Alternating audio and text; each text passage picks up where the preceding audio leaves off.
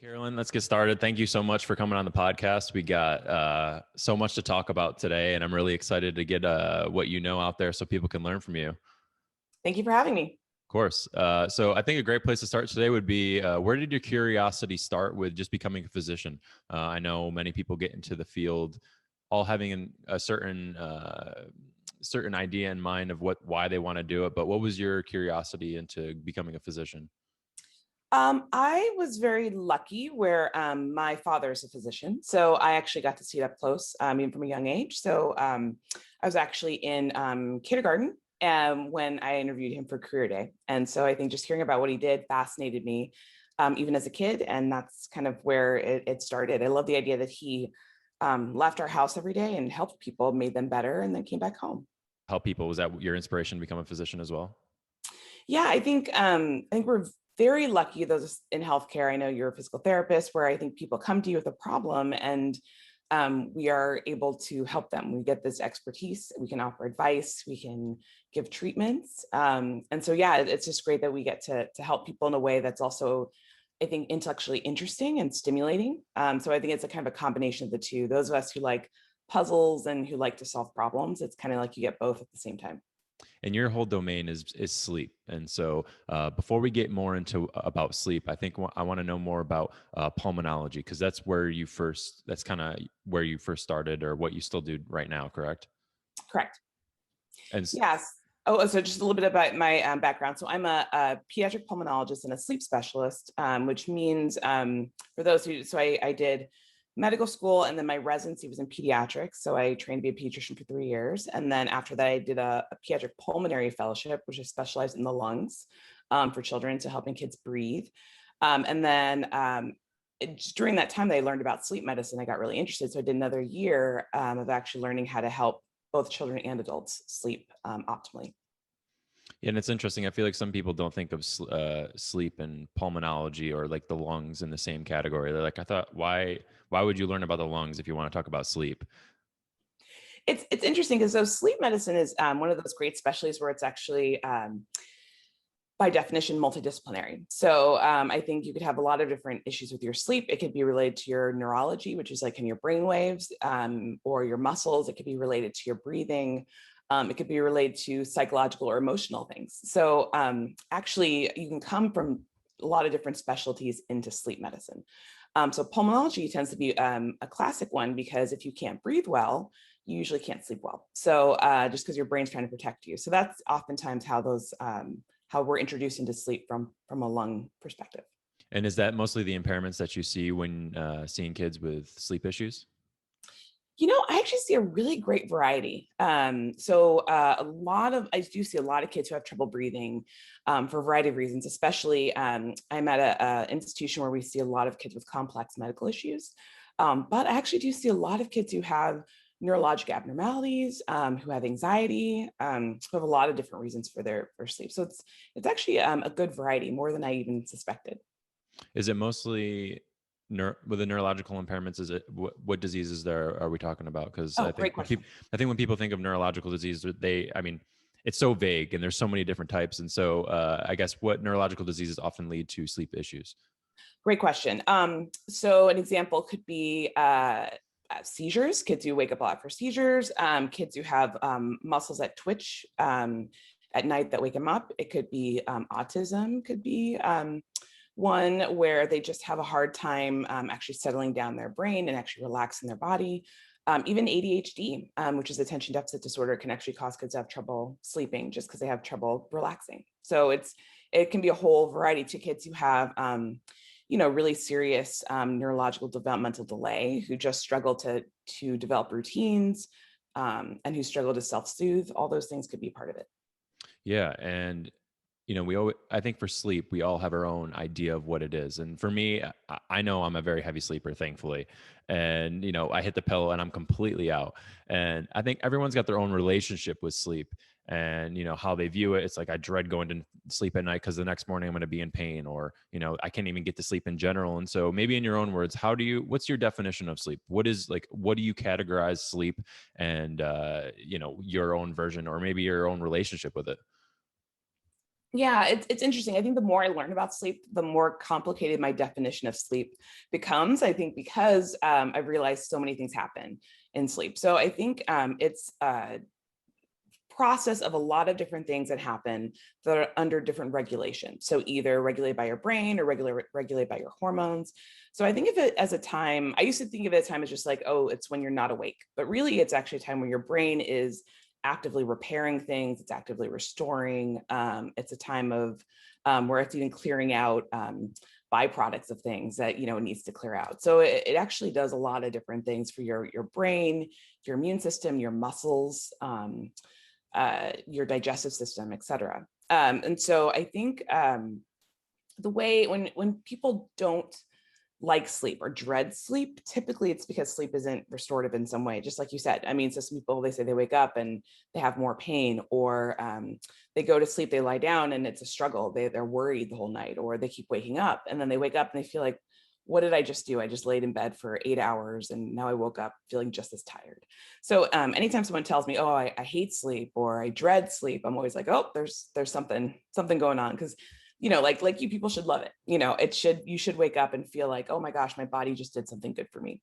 And so I think my relationship with sleep has transitioned, where I think when I was a busy pre-med, I used to think sleep is for the weak. I got to stay up and study. Like, this is what I got to do if I want to be successful. I literally had something above my desk that said, you can sleep when you're dead, which is just ridiculous now when I think about it. But, it was almost a badge of honor doing an all-nighter.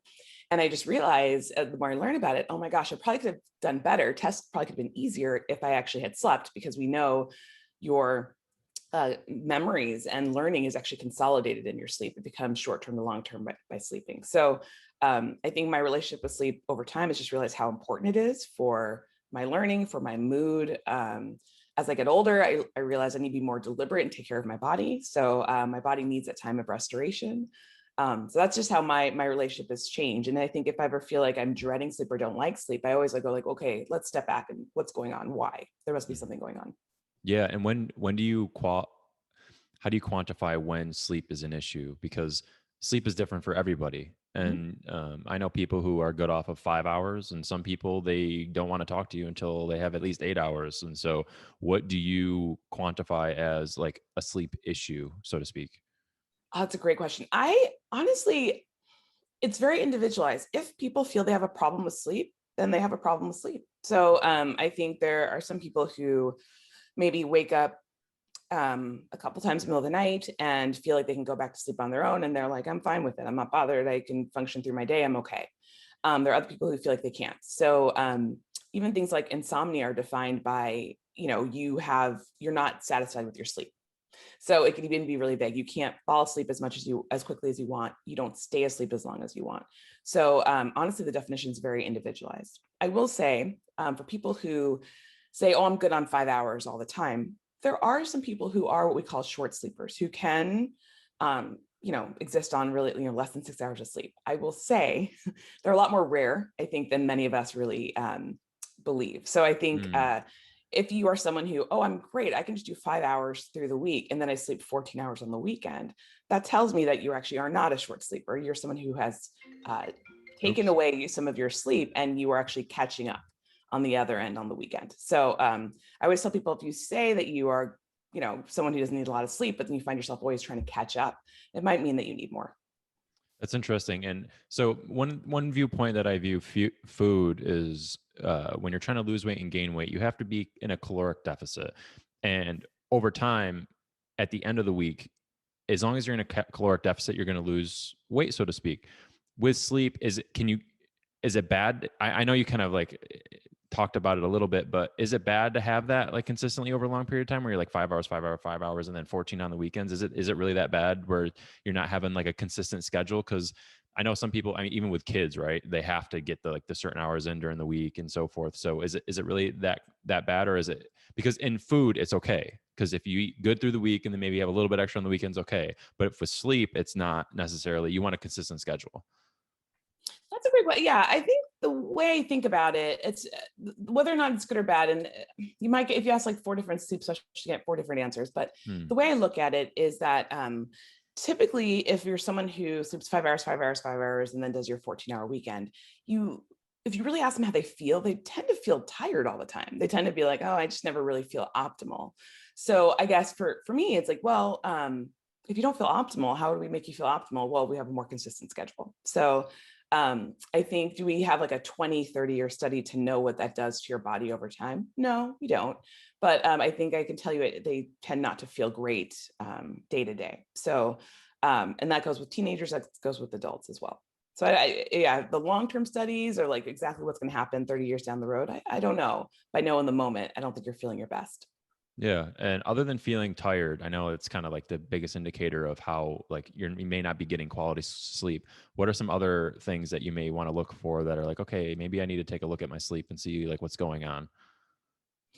Well, I think if you feel like if you're in trouble paying attention during the day, if you feel like you're moody, if other people are noting that you're moody, oftentimes partners will tell people like, oh man, you're just at it right now. So I think oftentimes, sometimes you can't really tell that you're having a sleep problem until you see how you act during the day. And really, oftentimes, how you sleep can affect how your day is. And on the other hand, also how your day is can affect how you sleep. So I think it's a few different things. So fatigue, mood, attention sometimes can be an issue.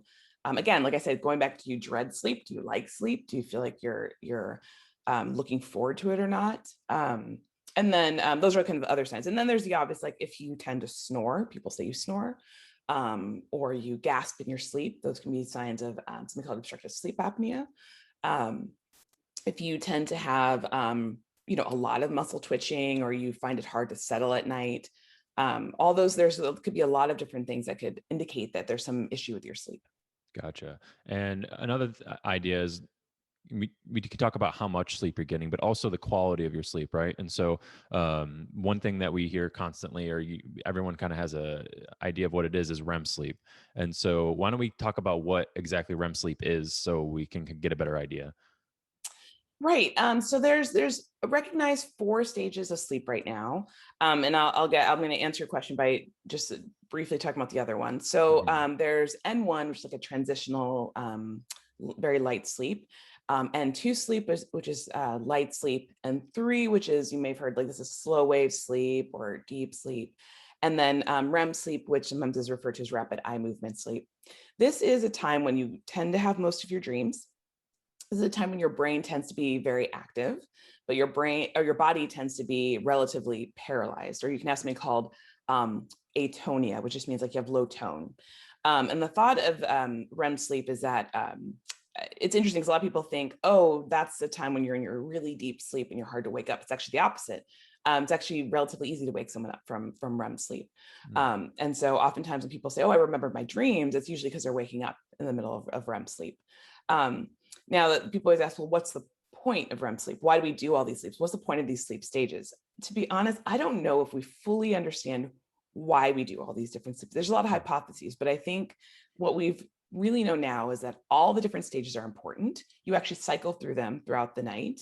You go from light sleep to deep sleep to REM sleep. You might have a brief wake up and then you start over again, and you kind of keep doing this cycle throughout the night.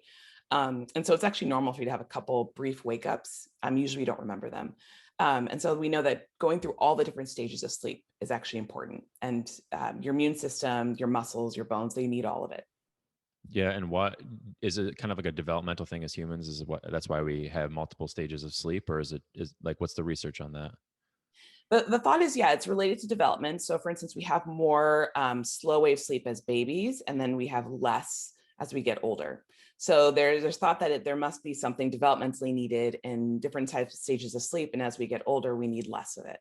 To be honest, and if there's another sleep specialist out there who's figured it out, I think we're still trying to figure out, like, why exactly do we cycle?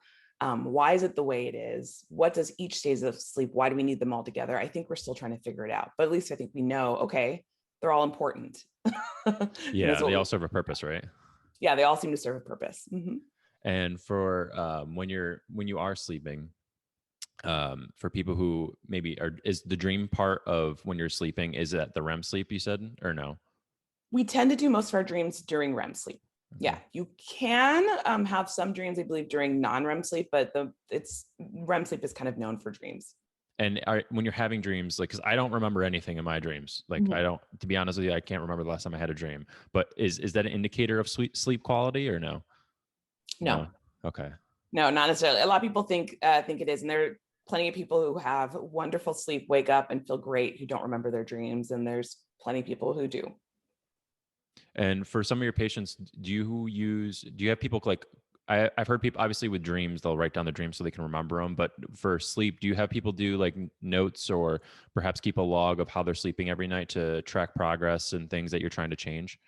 Yes.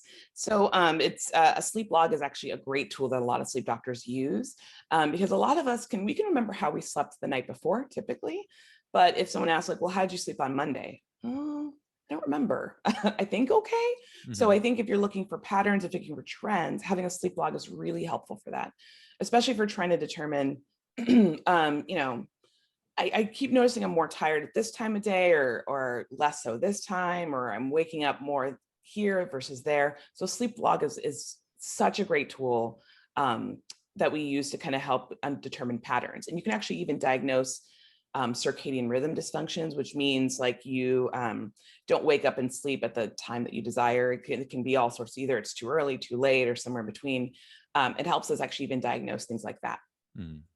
So what is circadian rhythms, just so everyone knows? Sure. Yeah, circadian rhythm, there's a natural kind of internal clock that we all have that tells us when we should wake up, when we should fall asleep.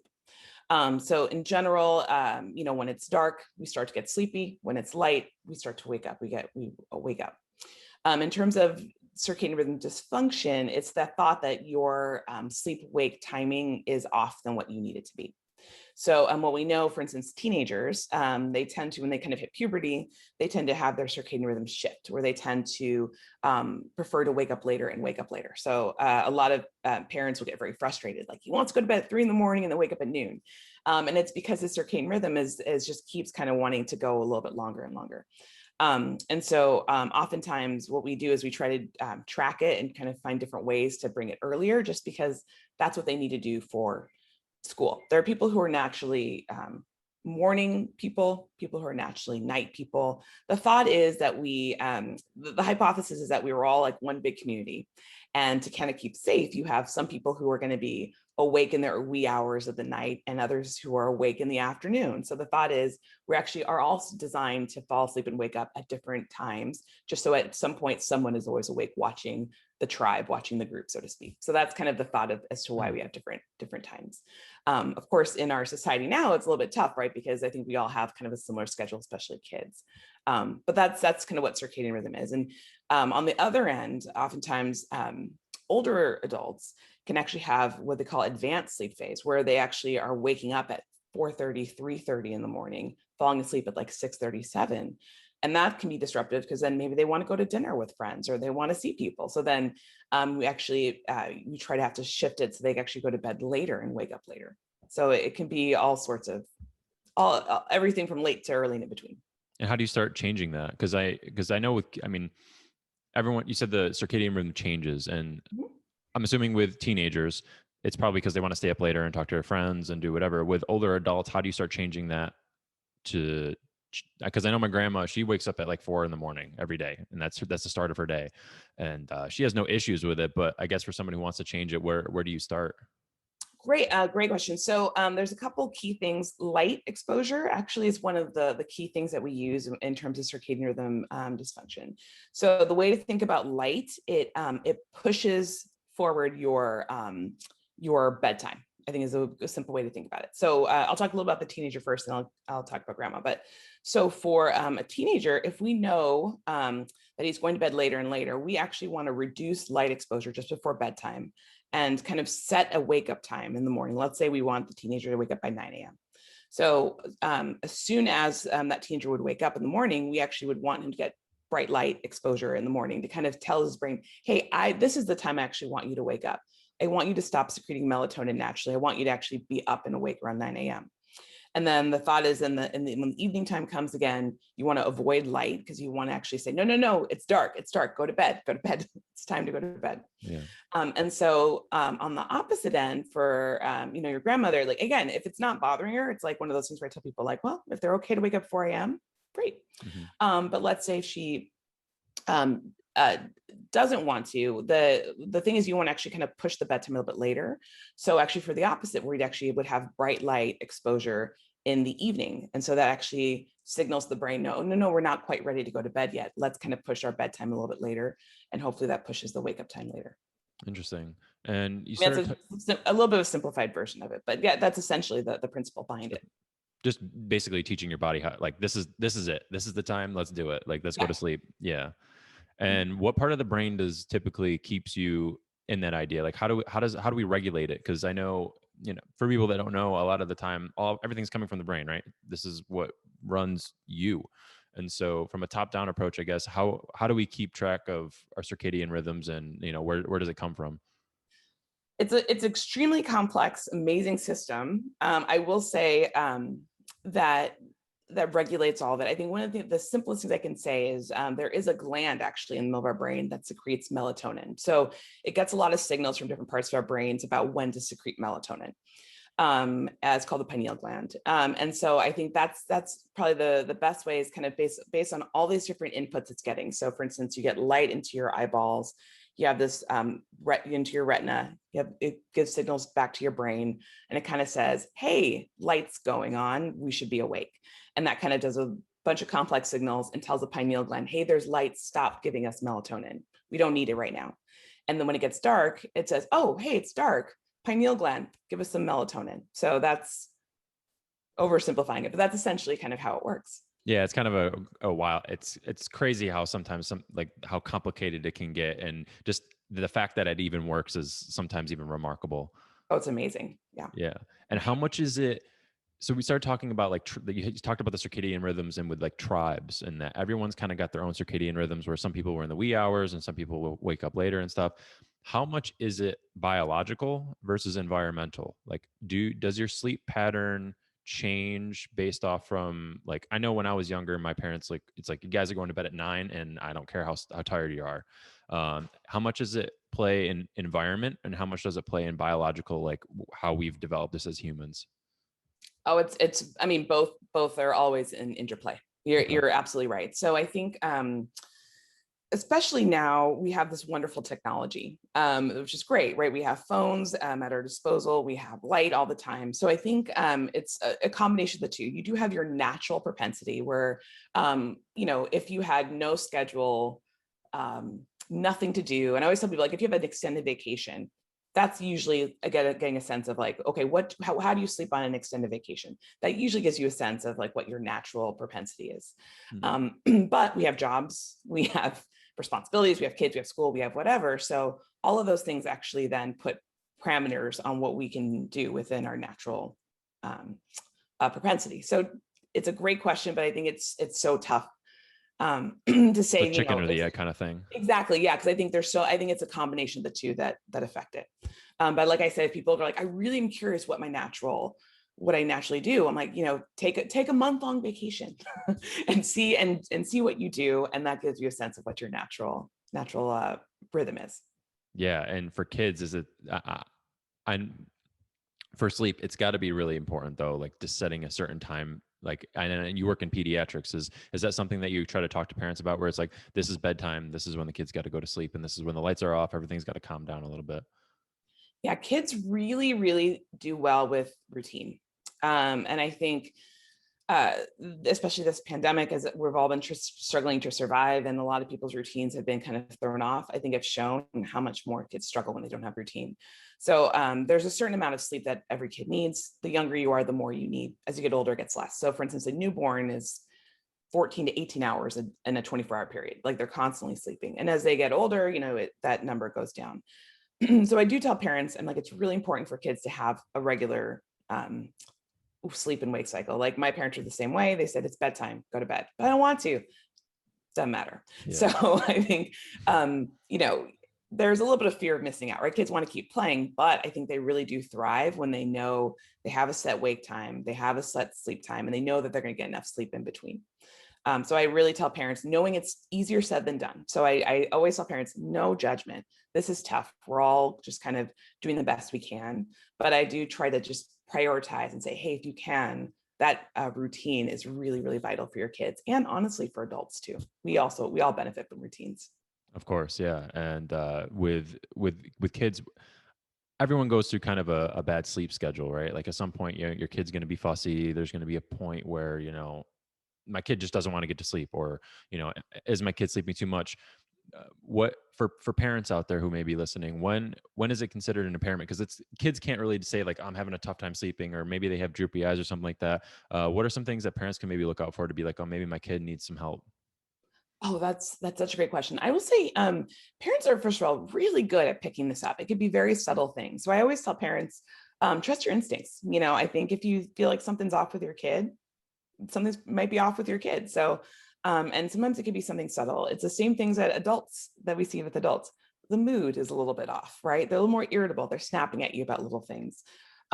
Really, any kid that you have to drag out of bed, I always tell them, like, especially like 6, 7 year olds, they should jump out of bed ready to go, for the most part. So I think if it's a struggle to wake up in the morning, that's usually a sign that sleep isn't restorative. Attention, having issues, paying attention in school, often. And granted, I know we're on Zoom and it's been tough for a lot of parents, but I think if you feel like it's out of the ordinary, for your child to pay attention, I think that could be a sign. And I think also, again, if you notice that your child, when they are sleeping, they're very restless sleeper, the blankets are everywhere, they're tossing pillows in their sleep, they're snoring, they're sweating, they're just making a lot of noise and sounds, like that could be actually a sign that there's something wrong with their sleep as well. Interesting. And for your patients are, well, I think for sleep with kids, do they go through the same cycle as like adults do? They do. It tends to be a little bit shorter when they're really young, but eventually goes a little bit longer. So sometimes it can be like 60 minutes versus like 90 minutes. Oh, that's not bad. And I know you said started tossing pillows and stuff like that. How normal is it for kids to be maybe we'll talk with sleep talking. Like is kids is it really normal for kids to sleep talk? Yeah, so sleep talking used to be considered an abnormal sleep behavior, but I think it's so common that it's thought just to be a normal variant, something that a lot of us just do. So if you hear your kid or your partner sleep talking, it's nothing to be concerned about. And I think it's important to know that what you say in your sleep does not necessarily reflect reality. There are a lot of people who think confessions are being made in sleep, not necessarily. So I think sleep that's good talking can just information be for fun. everybody. Exactly. I'm like, so, but So you said this in your sleep. No, no, no. yeah, how many fights have started because somebody said something crazy in their sleep? Exactly. And then what about sleepwalking? Is that related to sleep talking? They used to be considered parasomnias is kind of this umbrella term that describes like kind of any abnormal sleep behavior. Like I said, sleep talking is now kind of out of that. Sleepwalking can can include something like you just sit up in bed and kind of like mumble and look around and fall back asleep. That could be, a confusional arousal, sometimes what we call those. Or you can actually get out of bed and walk around. I mean, it can vary. There's people who have sleep eating, people who do all sorts of really complex behaviors when they sleep as well. Um, the sleepwalking in of itself is not necessarily dangerous. Kids tend to do it more than adults. It tends to run in families. I think if people are relatively safe, they just kind of get up and bump around and then they go back to bed. It's usually okay. The worry is I've had some parents who've had some kids who've actually like left the house, or another parent was they were on vacation, the kid left the hotel room. So I mean, those kinds of things obviously can be dangerous. So I always tell people, if you have a sleepwalker in the house, try to clear the way of dangerous items. Maybe put a bell or a lock on the door, something that alerts you that somebody has left the house. So those are generally the recommendations I say for most sleepwalkers. There's very rare instances where the sleepwalking could be a sign of something abnormal neurologically, a seizure, something like that. That's super, super, super rare. But that's where I think just getting the history and talking to the patient is helpful. But generally, sleepwalking just makes for funny stories. For sure. Yeah. Well, I was actually just thinking, I thought maybe several years ago, I read this article where this guy or woman, I forgot who it was, they like committed a crime in their sleep. And uh, maybe it was an excuse, or maybe it was a neurological issue. What maybe did you have you ever seen anything like that?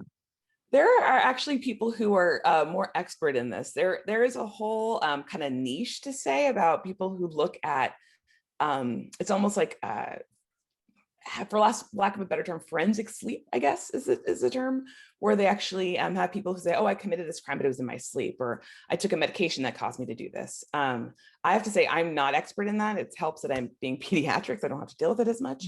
But there are some people who kind of help navigate between, was this, was this truly a sleepwalking, or is this person lying, and were they actually awake and aware? And it's a thing. It's fascinating.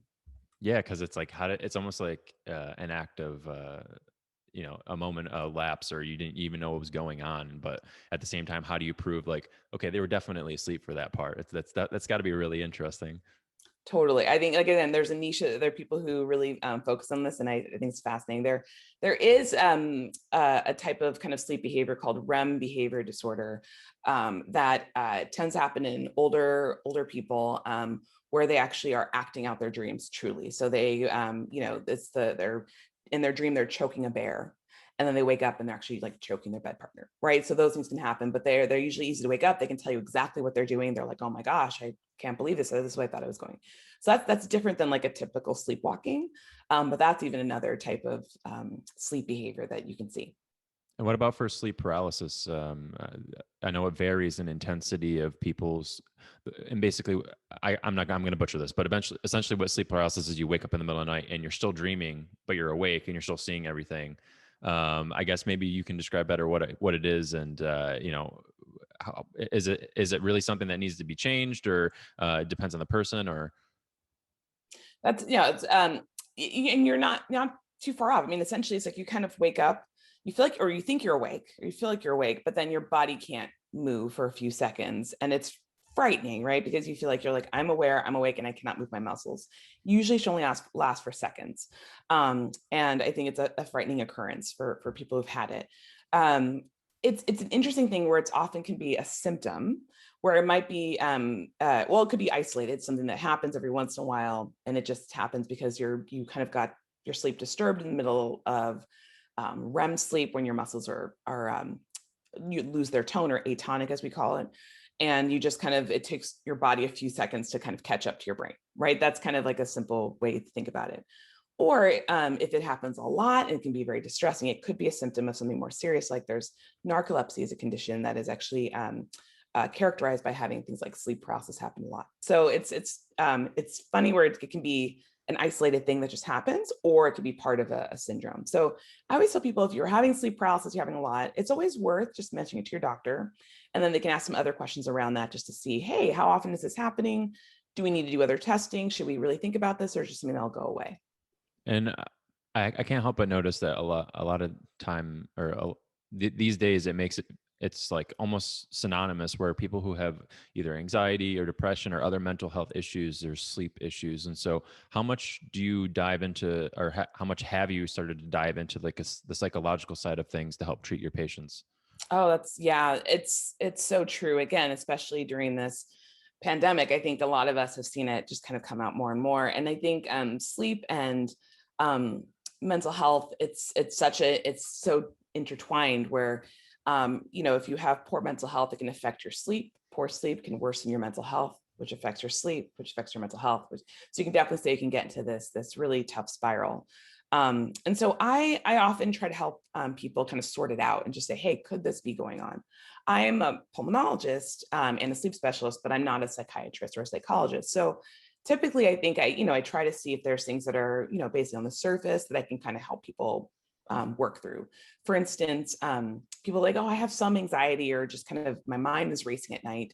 I might suggest things like, hey, have you tried doing a worry journal before bed? So basically, where you have like things that you think about, and you say, hey, take 10 minutes before you go to bed and just write down all the things that you're kind of thinking about or worried about, and then put it aside and know, okay, I've dealt with it. It's sitting somewhere. I can deal with it later. But I think that's again much more superficial, dealing with anxiety. If someone has true anxiety, true depression, I usually refer them to an expert. So I think my role oftentimes is to see, is it something that I can help you with, or something I need to help you get an expert?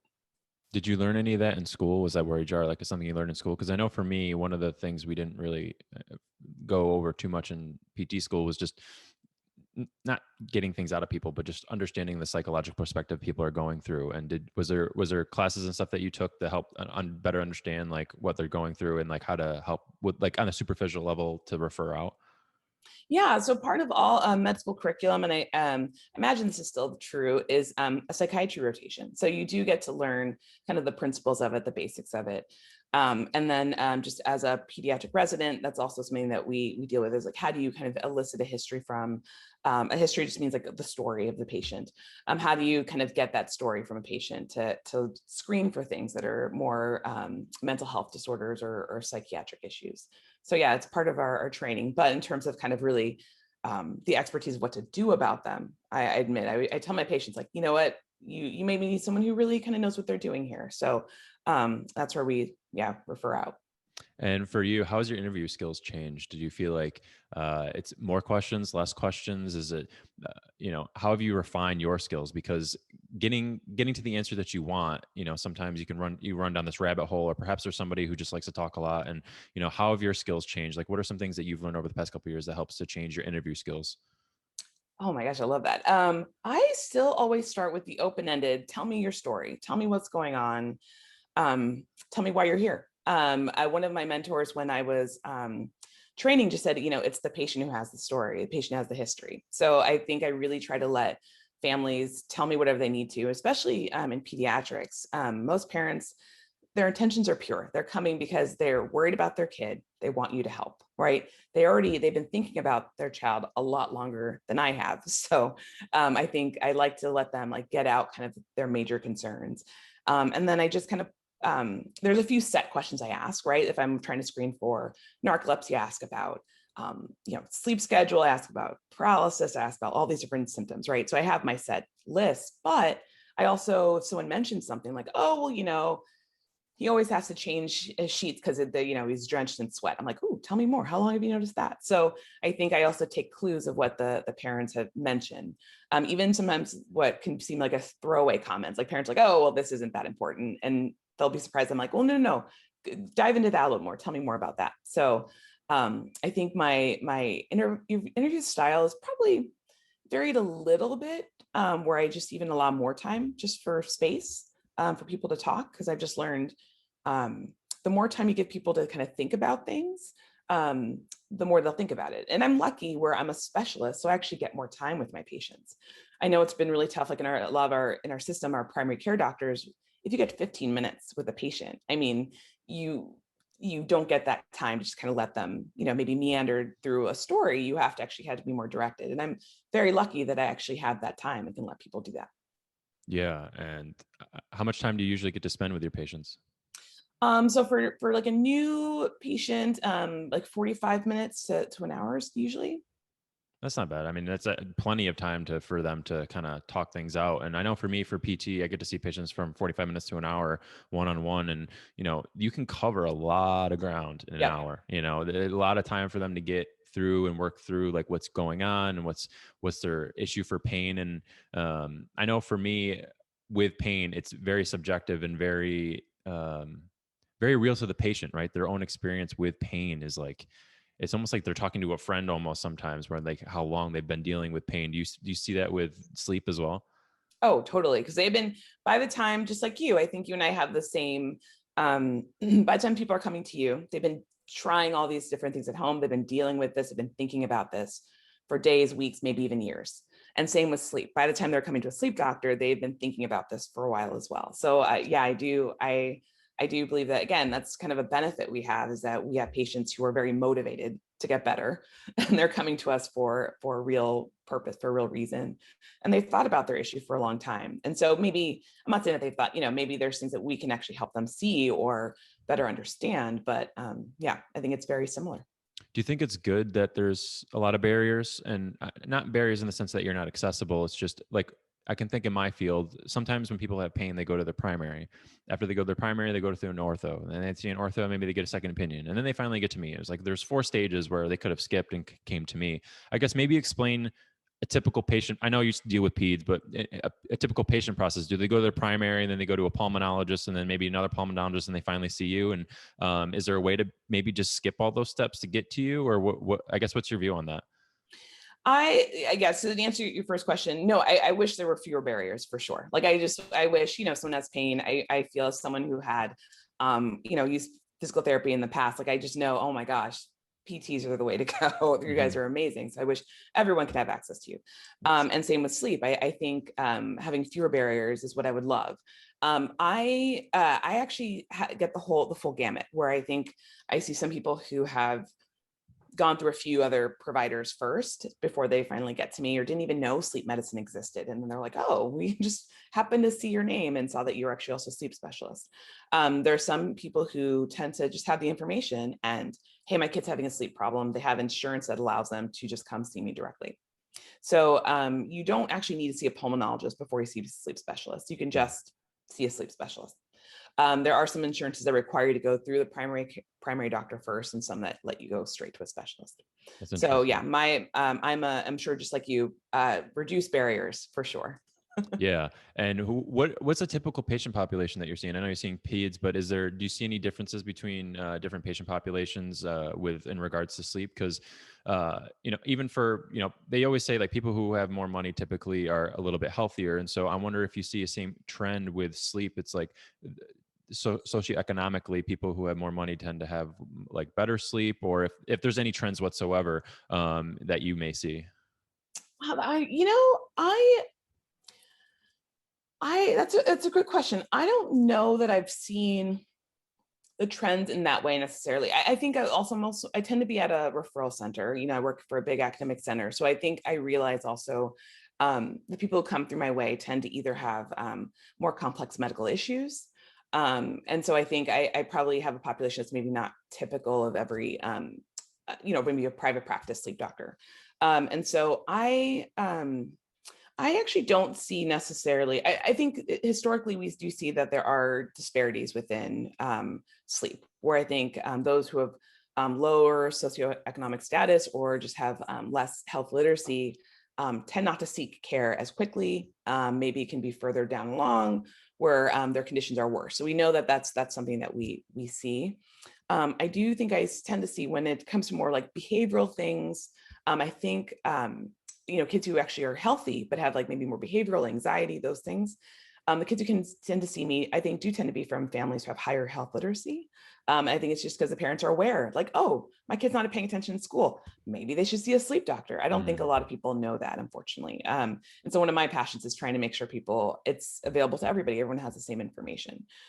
So honestly, my population is quite varied Okay. um, in terms of what I see. And how big is the field of sleep? I mean, it's big, right? But like accessibility, I want everybody to talk to someone like you who can be, if they have an issue with sleep, right? Like they need to figure out what's going on. And so, is it a big field? Is there a specialist everywhere or nearby that you can probably access, or maybe you can speak to that? So for our adults out there, and so for our generally healthy kids, there's thousands of sleep doctors, which is great. And I think for most part, it's actually, and I don't know the numbers, but um, maybe at least 12,000 board certified sleep people. I apologize if that number's off, but That's there's a fine. good number. For pediatric sleep people, meaning people who are board certified in sleep medicine through pediatrics, meaning people who really want to focus on kids, our numbers are very small. Mm. And I think for sure less than 1,000, I think, in the nation. And so I think, unfortunately, for really little kids, and I'm talking like, babies or people with complex medical issues, there are much fewer pediatric sleep specialists.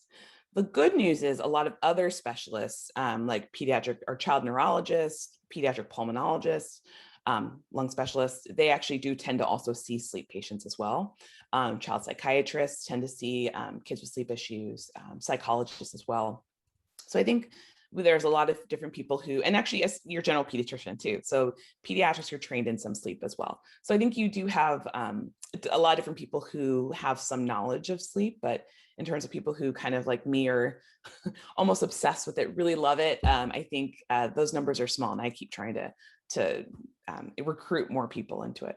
Yeah, and for people who may not have access to or be close to a pediatric sleep doctor, would you recommend them going to a pediatric doctor? Or do you feel like they should go to their primary first?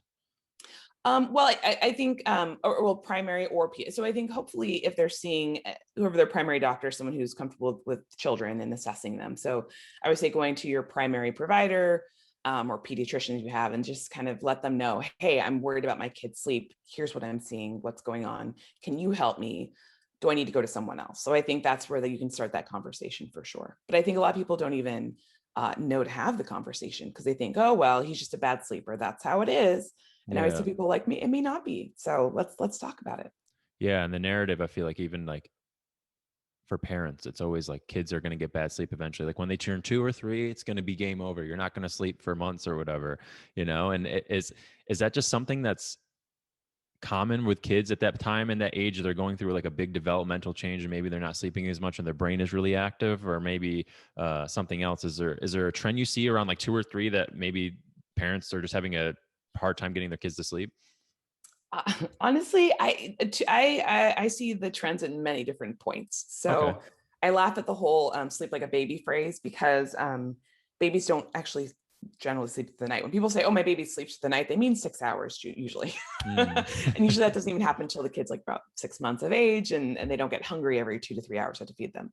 Um, and then I think sometimes you can get what we call like a sleep regression, is what I think a lot of parents say around toddler age. I think it's oftentimes I think the kid just gets a little bit more sophisticated, I should say, and opinionated. And around that age, they're like, wait, but I don't want to go to bed yet, or I want to hang out with my parents still, which is a wonderful thing. They love their parents. That's great. But their parents need a break. So I think oftentimes that's around the time where the child is testing boundaries. That's part of being a toddler. So I don't know that it's necessarily means there's anything wrong with your child if they suddenly fight bedtime. I think it just means they're testing boundaries because that's kind of what they're developmentally supposed to do. Um, but I think, again, if you feel like you're trying something, talk to your pediatrician, your primary care doctor. If you're trying a lot of different things and you are miserable, as a parent, and you feel like this is not helping, this is not working, I think that's where talking to a provider and seeing if they can give you some more tips. And if it's kind of beyond even what the provider is saying, then maybe there is a sleep disorder that we need to talk about too. So maybe that's where the referral might come in. It's more of just a deviation from the normal that you notice in your child. So it's got to be very subjective in what you believe to be, okay, this just doesn't seem right. And even that can be enough of a conversation. Just go talk to a doctor Exactly. at the very least, just to have peace of mind at night. Like this is completely normal. Like you're completely okay. Exactly. Exactly. And we started diving into psychology. How much are you working with other disciplines to talk about the effects of sleep? And so what I mean by that is like exercise, nutrition, all these other things that we do during the day that may affect or may not, or sleep may affect those during the day. So how much are you working with other disciplines to, figure out what's the best course of care? Oh, I love that. As much as they are available to me.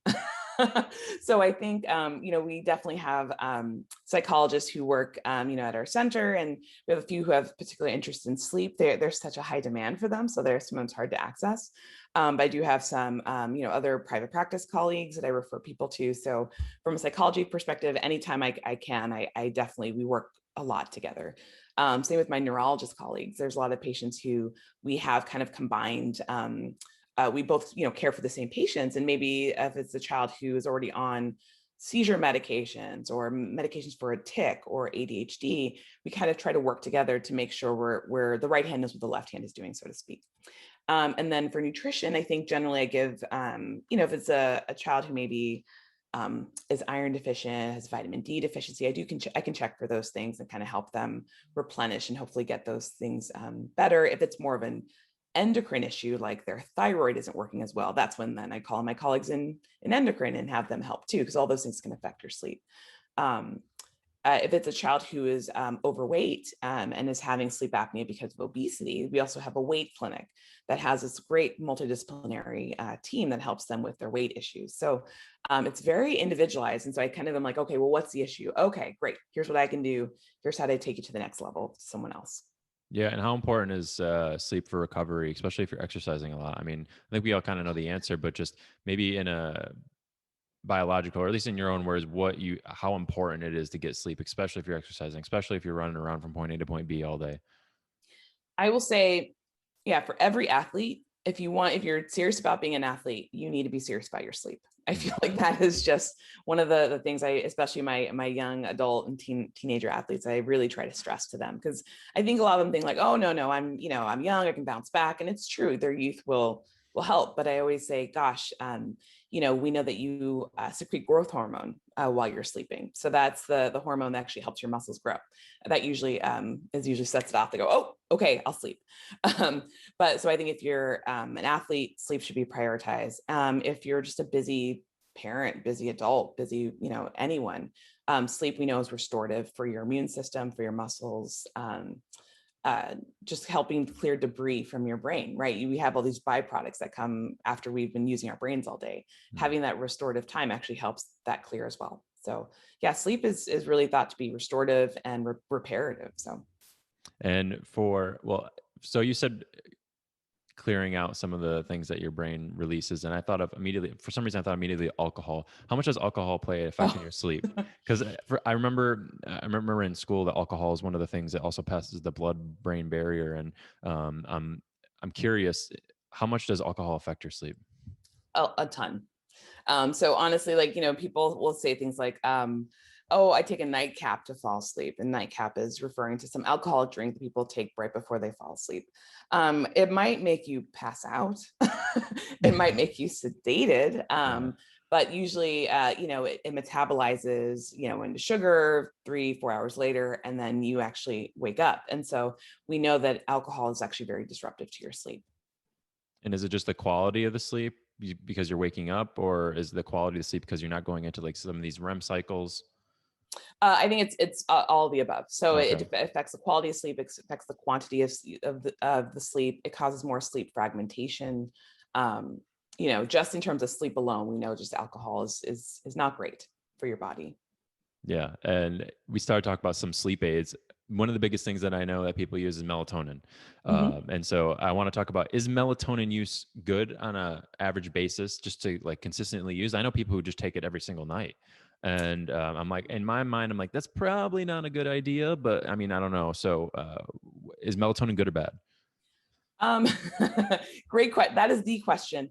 We do not have we don't have a 20-year study on people who took melatonin every night for 20 years, and this is what happened. We don't have those. Mhm. And then I think you probably saw that there's was a study way back. Oh, I'm forgetting the year. I'm sorry, but where they actually looked at all the different melatonin supplements and just to see how much was in each one. And they found that some of them had way more than reported, way less than reported. And so I think there's just that leads to just the difficulties in trying to study melatonin. Most of the studies that I tend to look up in granims and pediatrics with melatonin are they tend to be their circadian rhythm melatonin studies, which we know it works, where if you need to shift a circadian rhythm one way or the other, we know that taking exogenous melatonin, which means like taking melatonin at a specific time with specially timed light therapy, we know that you can actually shift your circadian rhythm one way or the other as needed. Mm. But that's usually a short term brief, that's not like a years of doing it. That's like a short therapy. The other time that we see melatonin studies is in children with developmental delay, ADHD, autism, kids who we know have issues with kind of settling down or getting their normal melatonin regulation. The longest study I've seen is about a 2-year study on kids with autism. And I should have looked up to find out the author. I'm so sorry, but someone who's done actually a lot of really great work in this area, and found that after 2 years that the kids did not have withdrawal, they didn't have really significant side effects, and they actually did pretty well. So the way I look at melatonin is in a patient who's pretty healthy, just has some issues with sleep. I always say, okay, let's figure out how to use melatonin, lower dose, short term, but let's actually do other behavioral interventions at the same time so we can hopefully get you off of it so you don't need it. So, because I always feel like it could be a tool, but let's always see if we can kind of get you without it. My patients who tend to have more neurologic abnormality, I think it's a little bit more complicated.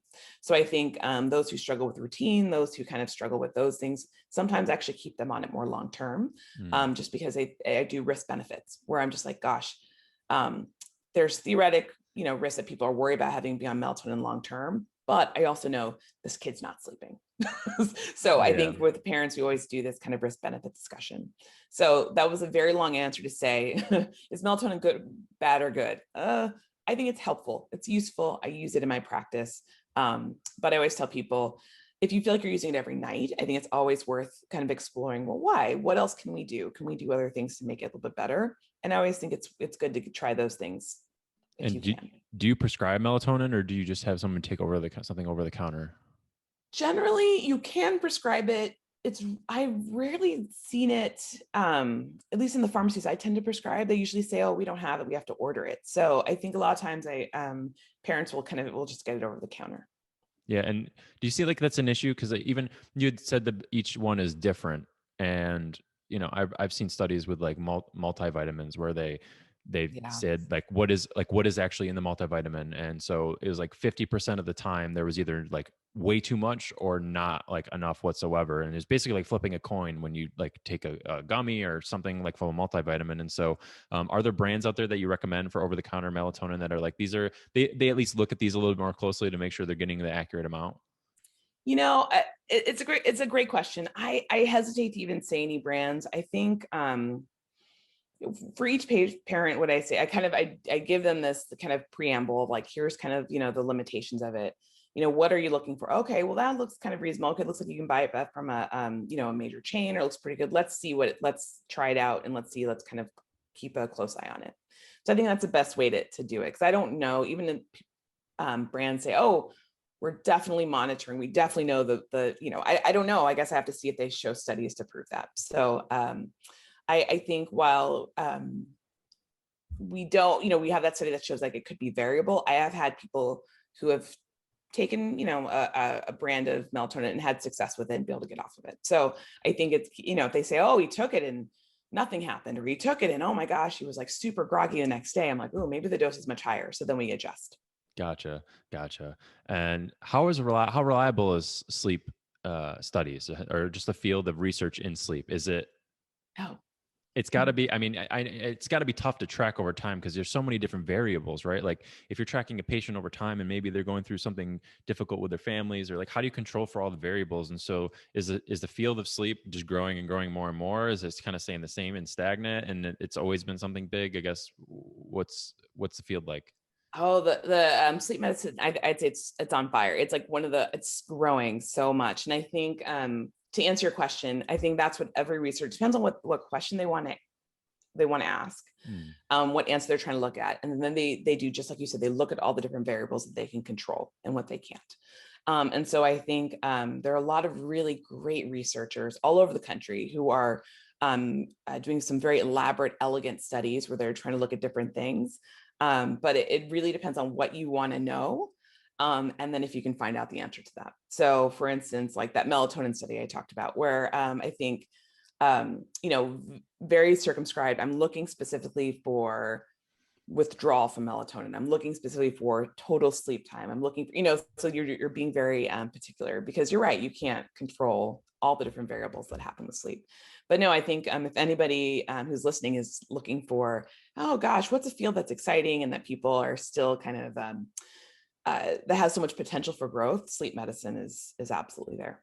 And why do we see such a big rise in interest in sleep? Is it just because we know all the benefits of it are so profound, or is it perhaps we're learning more and more about it and it's good, or is there the opposite idea where like people aren't sleeping enough because they're doing too much?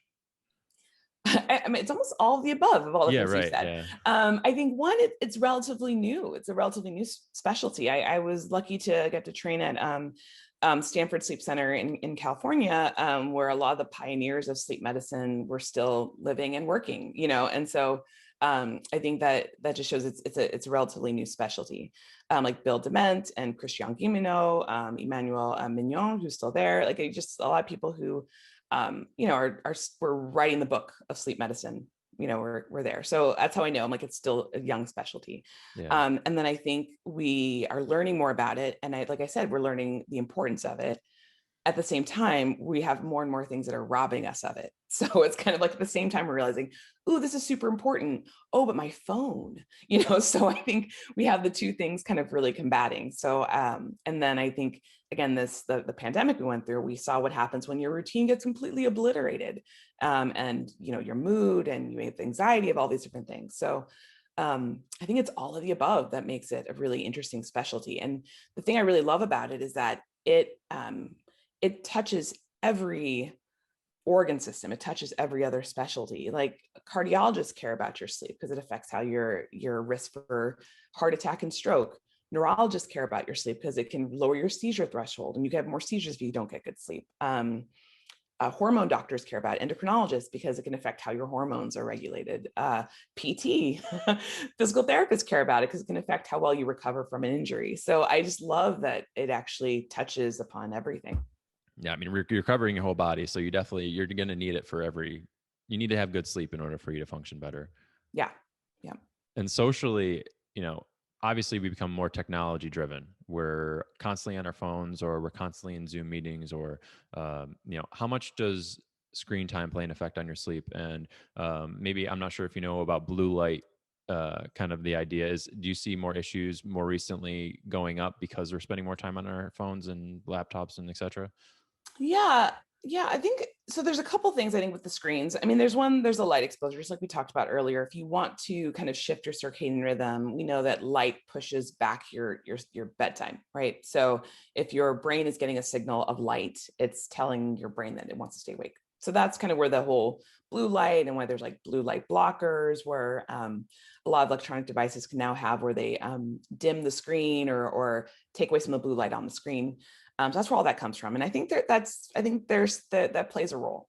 However, I think it's what people also fail to understand is it's also what we're doing on our screens that is Mm. also keeping us awake. So, if you're watching the finale of Game of Thrones on your phone, but you have a blue light blocker on, you're not going to fall asleep, right? So, I think it's just also if you're doing something that's stimulating and exciting, you're scrolling through social media to see the latest outrage. That's going to keep you awake. Mm.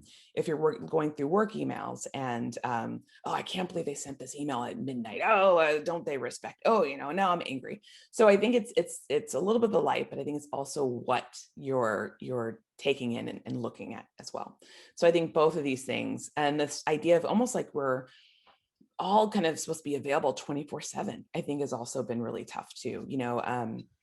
Again, like the work email thing, I think there's now been a little bit of a push of people trying to say like, no, I don't need to respond to emails after a certain amount of time or after a certain time of day. Weekends are sacred. I don't have to respond to. I think there's a little bit more of a pushback, which I think is a good thing. Because I think people feel like there's like a 24/7 work cycle. And then again, the pandemic, we're at home. So it's like, there's no, at least before there was some like physical barrier between, oh, Mm. that's work and now I'm home. But when it's for the past 15 months, for a lot of people, it's been one and the same. And then if you don't have a lot of space, so people are doing work in their bedrooms. So their relationship with their bed and their bedroom is now, wait, do we work in our bed? Do we ruminate and think in our bed? Do Mm. I, scroll through social media in my bed or do I sleep in my bed? And your brain is trying to make shortcuts and trying to be like, what's the pattern I see here? And that we've completely messed up our pattern. So I think it's the light, but I think it's also what we're doing. So you mean to tell me you don't fall asleep to Game of Thrones fight scenes? No, I think it generally tends to be exciting for people. So. Yeah, generally. Uh, you talked about the darkness obviously being really important, screens getting out of there. What are some other things that perhaps not the perfect night's sleep, but what would be the ideal scenario for Mm. you to have a good night's sleep? So the ideal kind of recommendation is for the parents out there, for your kid, it's tough to get your 6-year-old who's like from jumping on the monkey bars, running through the house, wrestling their siblings to fall asleep. Like it doesn't happen that way. There needs to be a transition of calming down, of relaxing. So maybe you have a bath time, you brush teeth, you sing songs, you have a book, you tuck them in, whatever you do.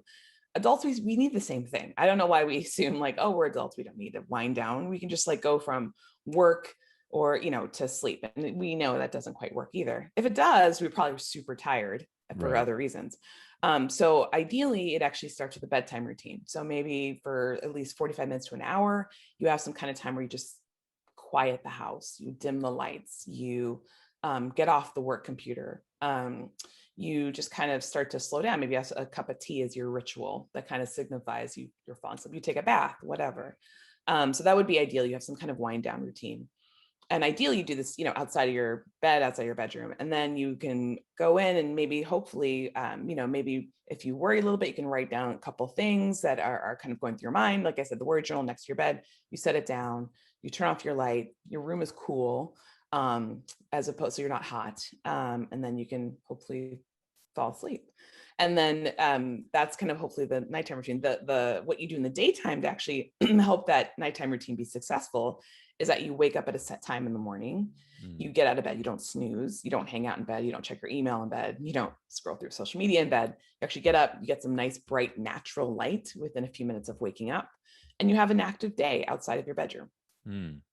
And how about reading in bed? I mean, obviously you can really get into a good book, but is it good to read in bed or? I think it's very individual. There's some people who really love reading, and they, like you said, they get in a good book, they get excited and they find, I mean, I've had this happen a few times where it's like, it's 2 a.m. because I got into this really good book. I'm like, oh man, okay, I probably shouldn't have done that. So I think knowing yourself, I think what I tell people like, oh, but I really like reading, it helps me relax. I say, okay, one thing you can think about is don't read the book that you've been waiting to read for the past month, right? Like maybe read a book that you've read before that you really Mhm. enjoy. um, Try if you can not reading it on a tablet. The new e-readers, I think a lot of them have like low light and they're designed to be relatively not too disruptive, or have like a very dim like light next to your bed that isn't too bright. But yeah, reading in bed can be fine. But again, I always tell people like, be honest with yourself. If you know you can be in bed till 3 a.m. reading, then maybe reading in bed Not a isn't great as idea. relaxing as you say it is. Right. So you're So just lying to yourself at this point. you know we all do it, and I think then it's like trying to find that balance of like, okay, well, I can't read this book I really get excited about, let me read this one that I know I love, I already know how it ends, but I could read it over and over again. And so for those people who maybe trying to cheat code the system, and what I mean by that is napping, is Mm. is napping considered a part of a good sleep cycle? And like let's say you're someone who sleeps 5 hours a day, and but then in the afternoon you're taking a half hour nap. Is that contribute to your overall sleep, or is it something completely different? It can contribute to your overall 24-hour sleep that you get. So if you need a nap and you take a nap, that's great. You got what your body got what it needed. Naps can be an issue if you have insomnia, if you have trouble falling asleep and you take a nap too late in the evening or too close to your bedtime, and you find that you can't then fall asleep. It's because your sleep drive that you should be building up throughout the day, every time you nap, you kind of decrease that sleep drive. Your sleep drive just means your desire to sleep. Okay. So every minute of every day, you're building your desire to sleep. You take a nap, you take some of that away. So if you take a nap too close to when you want to go to bed, you're not going to want to fall asleep because you're like, I'm not sleepy anymore. So the way I think about naps, like if you need it, take it, right? If you need it to function. But if it's getting in the way of you being able to fall asleep at night and kind of disrupting your schedule, then you got to rethink of what your nap should be. So for people come to me saying, I have a hard time falling asleep at night when I want to, oh, I take this 2-3 hour nap from like 5 to 8 p.m. and I try to fall asleep at 10 p.m. I'm like, it's not going to happen. So I always say you got to reduce that nap. So So the best question is, what is the perfect amount of nap time? well, it's like I can answer it in two different ways. I'm like, the perfect amount of nap time is the time that you wake up and you feel good. Okay. The one that helps you feel good. But if I'm thinking of like, which is usually the most ideal, like if you kind of just need a quick shot, a booster to feel better without it disrupting your bedtime, is usually like kind of the 20-minute, 30-minute power nap. Okay. And the reason why I say that is because, like, remember we talked about the sleep cycle being a full like 60 to 90 minutes. If you go for a long nap, you actually will get this thing called sleep inertia, meaning your brain is thinking like, oh, we're settling in. Oh, cool. We're going in for the night. but then you disrupt that, then you still feel groggy where your brain's like, I thought we were done for the day. Right. So if you do a short nap, you avoid having that sleep inertia, but you still get some of that restorative sleep. Some people I know they'll drink a thing of coffee right before they take a nap, and then they wake up and they're like, "Oh, the caffeine's hitting me now." Is that something that you recommend? A calf nap is actually Calf what nap. some people refer to that. Because the thought is that caffeine usually kind of starts to hit its peak around 15, 20, 30 minutes after you drink it. So the thought is you take it right before you take a nap, you sleep, and by the time it kind of hits its peak, you're up for your nap. So yeah, for those who need it, it works. And should you avoid caffeine altogether for sleep? I mean, is there a time? I know some people are like, listen, if I drink caffeine after 1 or 2, it's game over. I can't sleep that night. And I know for me, if I drink caffeine at like 8 p.m., 9 p.m., I can still pass out at 11. So is it body specific, or is it just something that we should try to avoid altogether? Because maybe your quality of sleep will not be as good if you have it close to bed. Everyone has a slightly different sensitivities to caffeine. There are some people who are more sensitive to it, as we know. We know that caffeine can stay in your system like 6 to 7 hours after you drink it. So that's why if someone takes it at 1 o'clock, they might still feel the effects even at 7 at night, 7, 8 o'clock at night. So I think if you know that about yourself, I think limiting caffeine to like late morning really makes sense. Like kind of, that 4 p.m. coffee doesn't make sense for someone like that. I have a lot of, even me, like, and I can have coffee at night and still fall asleep. We do know though that caffeine can reduce the amount of N3 or slow wave sleep that you get. So the thought is that can actually reduce some of that deep sleep that you can get. So even if you are falling asleep, there's a question that actually can still be affecting your sleep quality. So ideally, I tell people, like, if you can, really trying to limit your caffeine in the afternoon. So again, I love coffee every morning. So I usually have in the morning, and I try to like stop around like 1 or so. And how has your relationship with sleep changed now that I mean, everything that you know? I mean, I know for me, it's definitely changed my outlook on exercise, changed my outlook on how I do my workouts, how I do literally everything. Do you find the same with how you sleep? Yeah, and how I set up my sleep. I think I've just really, like, for instance, my bedroom's my sanctuary. So I don't do any work in my bed. I think back in the day in college and even med school, I would study on my bed. I would do all those things. I think I've realized, like, oh, no, no, no. So I think I try to practice what I preach. I don't always do it perfectly, but I think that's one of the things I really try to do, is like make my bed my sanctuary. And I do try to prioritize sleep. There are times I don't do it as well, right? Where work gets really heavy and I'm like, oh, I really got to get this done. But then I really try to figure out, well, when's the soonest time I can kind of reset and reprioritize? And then if I feel like I'm having more, bouts of insomnia, I'm having trouble falling asleep, I kind of take a step back and be like, okay, what do I need to reset here? And so I think a lot of times people say, oh, you expect me to just do this perfectly every day? I'm like, oh, no, of course not. But when you realize, like, oh, it's become a problem again, what do I need to do to reset it? So I Yeah. think my relationship with sleep is I love it. I love sleep. I love getting sleep myself. Mhm. When I look forward to it each night. So I think it's because I also realize just how good it is for me. Yeah, and certainly, and I think one of the things that contribute, I have really good sleep, thankfully, and one of the things definitely contribute for me is that just like early on, my parents were so adamant about getting to bed at a certain time, and this has definitely helped me out. I probably won't drink caffeine closer to bed now, just because you mentioned this. So it's been really great talking to you, but I want to continue with this trend that I'm trying to do at the end here, and we're going to talk about just a couple final questions as closing remarks. And this section is called "The Health Me to Health You." And so this first question I want to ask you, and I gave you a little bit of time before to think about it. If you had the attention of everyone in the world for 30 seconds, what would you say? I would say, everybody, let's prioritize sleep. Mm. I think, just to put it simply, is just really understand that it is to help you. It is a gift to yourself. And it will help you, like I said, in all aspects of your life, from how you learn, how you move, how you exercise, how you deal with your children, how you deal with your boss at work. If you actually get better sleep, you will feel better. It's the path to success. And if you feel like your sleep is not that great, don't just grin and bear it. Actually ask someone, get help with it. There's too many people who just feel like that's just how it is. And there are people out there like me who love this stuff and will really work with you side by side to get you to feel better. Yeah, and kind of leads us to the next question. For those looking to learn more about sleep, where should they go? Are there online resources? Should they just really reach out to their primary or a pediatrician? Like, what's your view on that? Great question. So I always tell, talking to your primary is always great. That's, but sometimes they might also be like, I don't really know that much about it.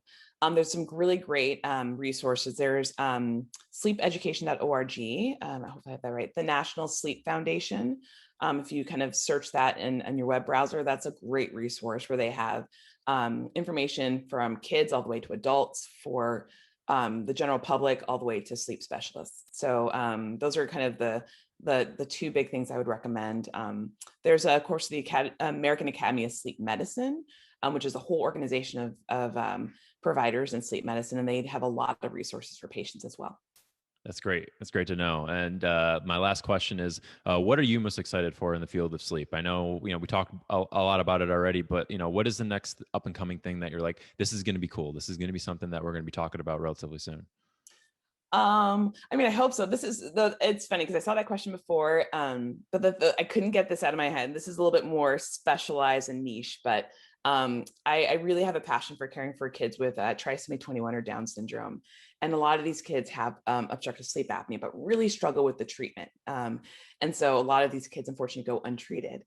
So there are some research of just trying to find different ways of how we can help relieve the obstruction from their tongue when they breathe so they actually can get a better night's sleep. There's something called a hypoglossal nerve stimulator, which is a whole nother podcast talk we can talk about another time, but basically something that moves the tongue out of the way. So I'm actually just really excited that we can hopefully better help our kids who have really complex medical needs to breathe better. That's exciting stuff. I like to hear it. Yeah. Well, listen, Carolyn, it's been great talking to you today. I've learned significantly a lot of information. I'm sure many people are going to learn everything that we talked about today. So I really appreciate you coming on the podcast and sharing everything you know. Thank you for having me. This was great.